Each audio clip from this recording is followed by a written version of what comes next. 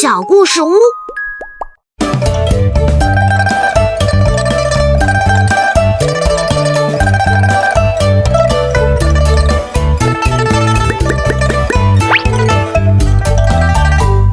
祭灶节 ，Hello， 小朋友们，我是诸葛龙。从腊八节开始，我们就要开始了解一系列的新年节日啦。今天呢，我们先去过个小年。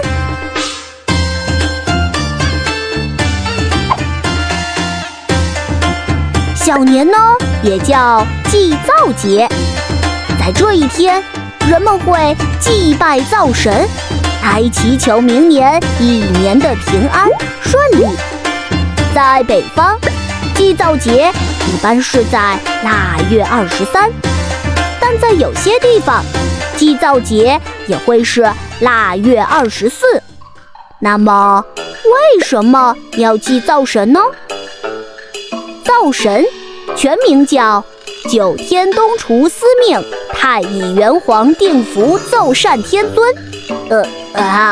这名字也太长了。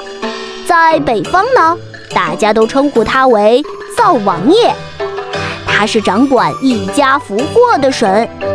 以前呢，灶王爷的画像会被人们供奉在灶台旁边，两边会贴上对联，写着上天言好事，下界保平安。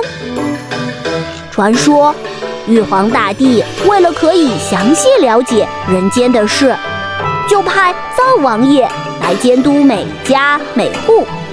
平日里呢，灶王爷会拿着他的小本本记录这家发生的事情。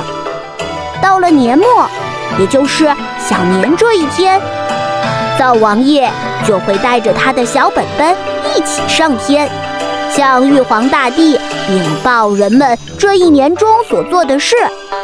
而玉皇大帝呢，就会根据灶王爷汇报的今年的情况，看看是要奖励人们还是惩罚人们。人们为了让灶王爷在玉皇大帝面前多说自己家的好事，少说坏事，家家户户在这天都会在灶台上摆满糖瓜，欢送灶神上天。这糖瓜呢，是一种用黄米糜，也叫麦芽糖熬成的糖，它有圆形，也有长条形的。不知道你们吃没吃过？糖瓜特别黏，也特别甜。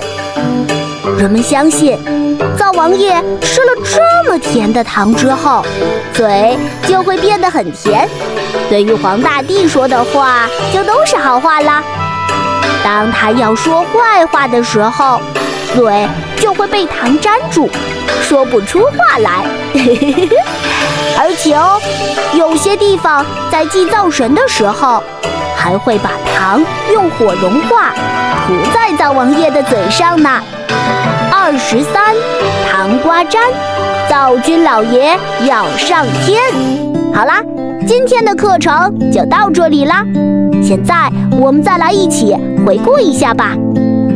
在今天的课程里，我们知道了祭灶节就是小年，在腊月23或者腊月24这一天，人们会在灶台上供奉糖果，以祈求灶王爷在向玉皇大帝禀报的时候，多说家里的好事，少说坏事。